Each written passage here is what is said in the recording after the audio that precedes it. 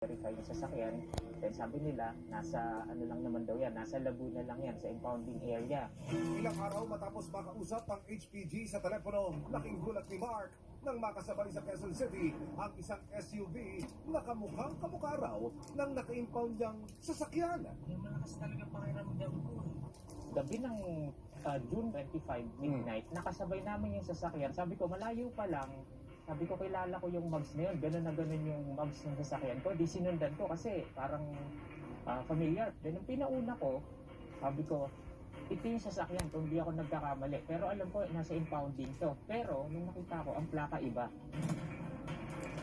Sabi ko, baka hindi to. Then nung nakita ko yung sticker, conduction sticker, 1820, sabi ko, ito yun, hindi ako nagkakamali. At nantignan ni Mark sa text hotline ng Land Transportation Office o LTO ang plaka. Surprise! Nakarehistro ang plakang ito sa isang sasakyan na Golden